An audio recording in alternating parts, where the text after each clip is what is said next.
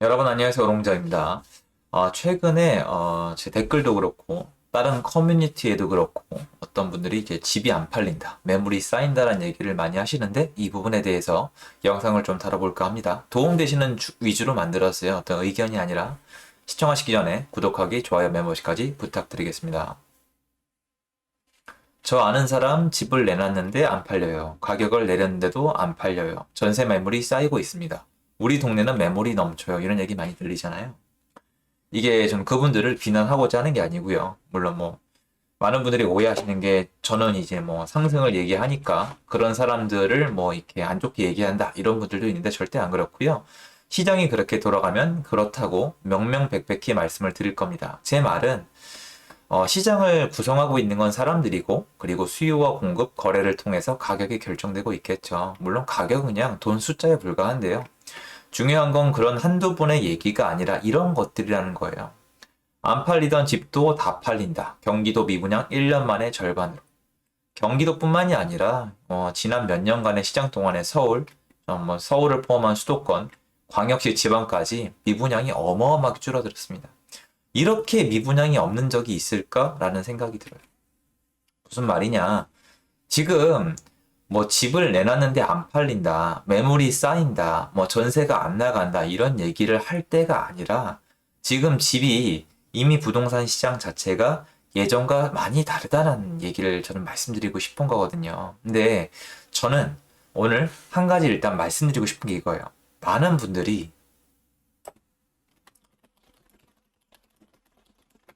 많이들 오해하시는 부분이 있어요. 제 생각인데 많은 분들이 한국에서는 주식에 많이 익숙하신 것 같아요. 주식에 많이 익숙하신 것 같은데 주식은 이래요. 주식은 오를 때 거래가 미친 듯이 돼요.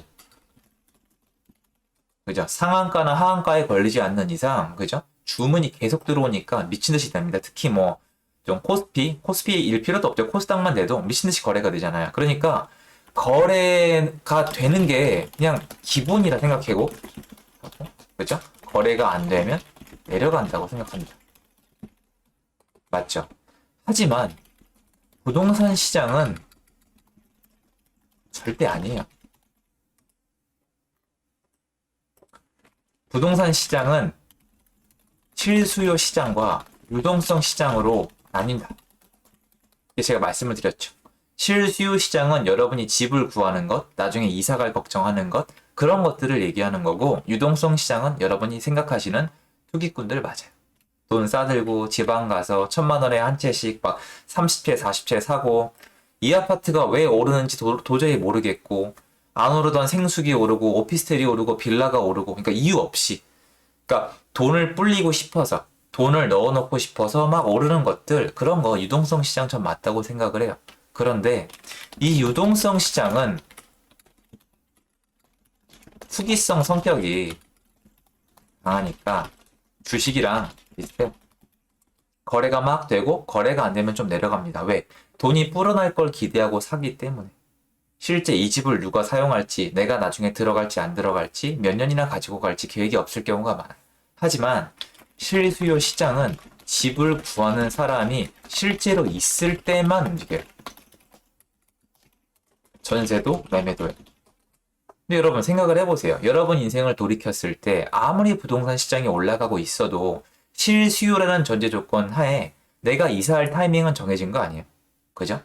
학기 때문에 옮길 건지 직장 때문에 옮길 건지 그 수요가 정해져 있어요. 즉 부동산 시장은 성수기와 비수기가 있어요. 그렇죠? 성수기와 비수기가 있는데 부동산이 상승을 할지언정 매매가, 전세가 포함 할지언정 비수기에 거래는 빠르게 되지 않아요.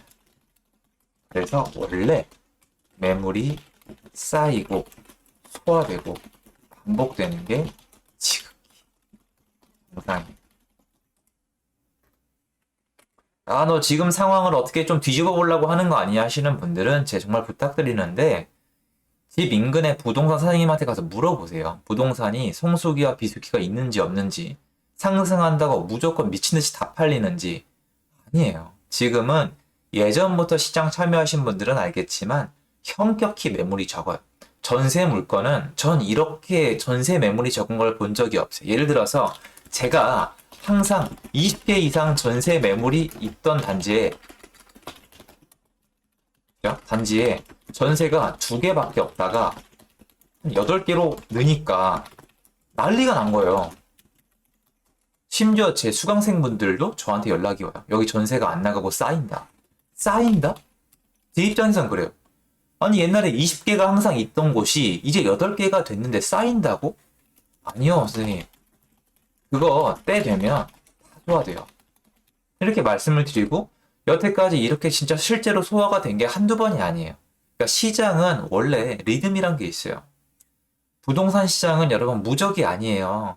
주식이 올라갈 때처럼 지금 미친 듯이 올라가는 게 아니에요. 거래가 없어요. 거래가 없으면 원래 내려가는 게 맞아요. 그런데 거래가 없으면 내려가는 건 여러분이 생각하시는 투기성 시장, 주식 시장을 말씀을 드리는 거예요. 전 주식을 잘 모르니까 쉽게 말씀드리는 겁니다. 혹시 제가 못마땅하신 분들은 전 주식 쪽이 아니라는 거 미리 인지해 주세요.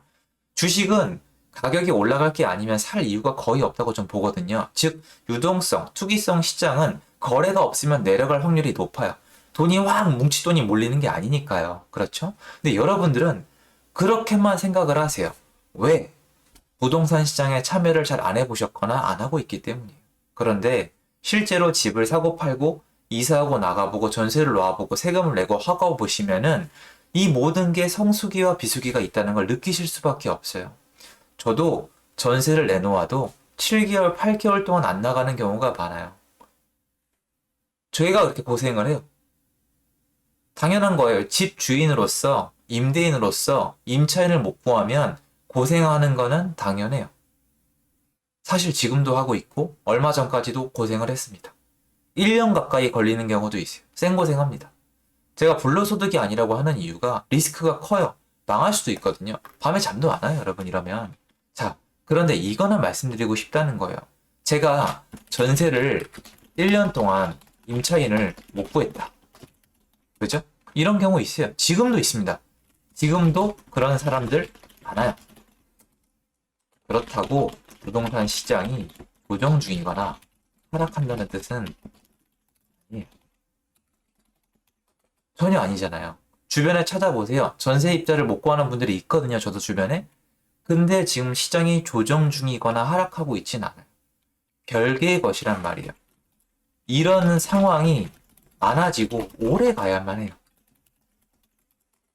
그죠? 이러면 효과가 있을 거예요. 그러니까 인근에 그런 주장하시는 분들은 자유고 팩트예요. 거짓말이란 뜻이 아니라 사실이에요. 그런데 많은 분들이 주택시장에 충분히 공부를 하지 않고 들어오신 경우가 많아요. 그것도 이해하는 게 시장이 너무 빨리 돌아가고 정상 범주를 벗어나다 보니까 빨리 들어오는 게 맞는 경우도 있어요. 그런데 공부가 안 된 상황에서 주택을 덜컥 샀는데 주변에서 요새 매물 쌓인다더라. 전세가 안 나간다더라. 이것만 가지고 시장이 하락할 거다. 이제는 리스크다. 버블이 붕괴된다고 생각하지 않으셨으면 좋겠어요. 물론 그런 사인들이 모이고 현상들이 모이면은 시장에 악영향을 미치겠죠. 그리고 제가 누누이 말씀드리지만 시장이 충분히 올라가고 때가 되고 요소가 다 빠졌으면은 조정을 받거나 적당히 하락하는 게 맞아요. 근데 공부를 해보시면 알겠지만 대한민국 역사적으로 여러분이 생각하는 것처럼 집값이 10% 이상 빠진 적이 3번밖에 없습니다. 그 3번도 굉장히 특이한 경우였고 다 회복이 됐습니다. 나머지 대부분은 거의 2%, 3% 안팎의 약간의 조정장이었을 뿐이고 평수별로, 역세권별로, 지역별로 그 하락에서조차도 방어가 된 곳들이 많아요. 무적이란 뜻이 아니에요. 늘 그런 뜻이 아니었어요. 그런데 많은 분들이 조금만 매물이 쌓이면, 바로 안 팔리면, 전세가 바로 안 빠지면 시장이 내려가는 줄 아시는데 정말 오해세요. 그거는 철저히 100% 머리 안에 부동산 시장의 본 모습이 아니라 완전 유동성 투기판, 완전 뭐라고나 할까요? 선물 옵션 같이 오직 자산을 불리기 위해서 투기성 자본이 들어온 시장을 플레이해보신 분들이 말을 하시는 거예요.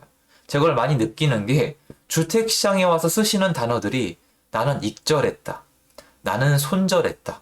나 같으면 지금 주택시장 롱이지. 지금 주택시장 숏이지. 이런 표현을 쓰시는데 저는 좀 황당합니다. 그런 식으로만 부동산 시장에 참여하시면은 한번 진짜 된통은 나실 겁니다. 이 시장은 달라요. 주식은 가격이 내려가도 팔리죠.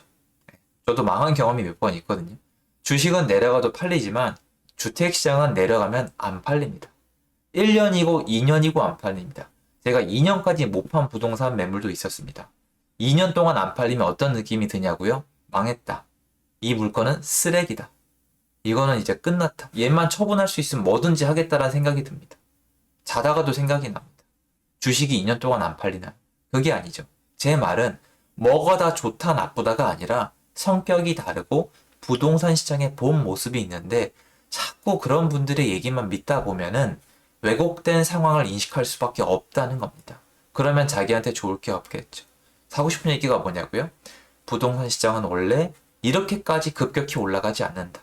올라가다 조정도 받고 약간 내려가다 다시 올라가는 인플레이션 헤지와 수요와 공급을 통해 가격이 결정되는 시장이고 그 참여자들은 너와 나 인간들인데 그 사람들의 이사철, 그 사람들이 전세를 계약하고 매매를 계약하는 시절이 정해져 있는 만큼 늘 거래가 많은 게 아니라 거래가 많을 때 많고 없을 때 없다. 물론 차이는 있지만 그렇기 때문에 매매 물건, 전세 매물이 쌓일 때도 있고 갑자기 부족할 때도 있고 이런 현상이 반복되면서 파도 치듯이 오르락 내리락 할 때가 있다.